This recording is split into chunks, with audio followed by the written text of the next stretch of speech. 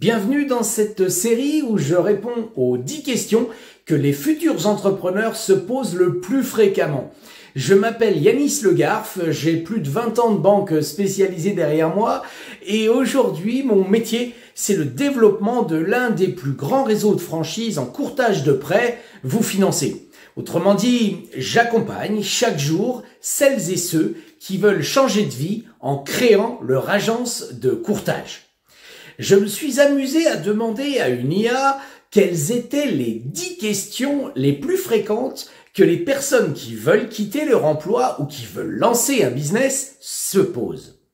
J'ai ensuite croisé ce résultat avec les questions que les candidats à notre franchise me posent également le plus souvent et j'ai ainsi obtenu le top 10 des questions les plus fréquentes.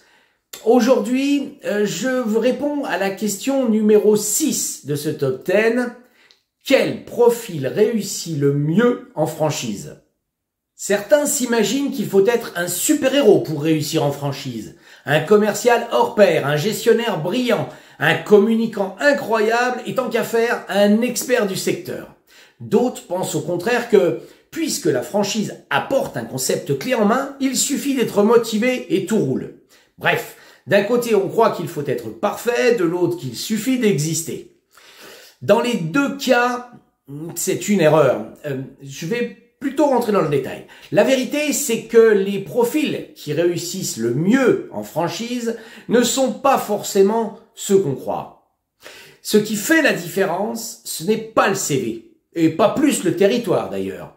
Ce qui fait la différence, c'est l'état d'esprit. Voilà quelques éléments concrets. En premier, l'envie d'entreprendre. Se lever chaque matin avec la motivation de développer son agence, d'avancer. Après, la capacité d'adaptation, savoir appliquer une méthode éprouvée tout en restant ouvert aux conseils du réseau et aux évolutions du marché ou du modèle. Ensuite, je dirais la ténacité, parce qu'il y a des hauts mais aussi des bas. Ceux qui tiennent sur la durée finissent par récolter les fruits de leurs efforts. Après, l'ancrage local.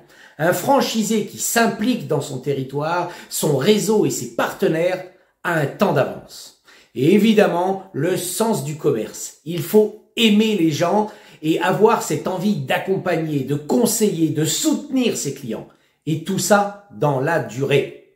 En clair, ce n'est pas la quête de perfection qui compte, mais l'alignement entre votre personnalité, vos valeurs et celles du réseau que vous choisirez.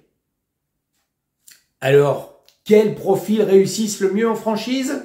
Ceux qui osent s'engager, qui s'appuient sur la force du collectif et qui gardent le cap, même quand tout n'est pas simple.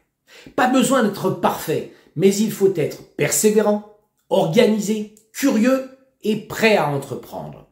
Et si vous reconnaissez ces qualités en vous, alors la franchise est sans doute faite pour vous. Dans le prochain épisode, je tenterai de répondre à une nouvelle question clé. Combien ça coûte de créer une agence de courtage en prêt? Rendez-vous très vite et d'ici là, si vous avez l'idée de nous rejoindre, contactez-moi et nous discuterons de votre projet avec grand plaisir. À bientôt!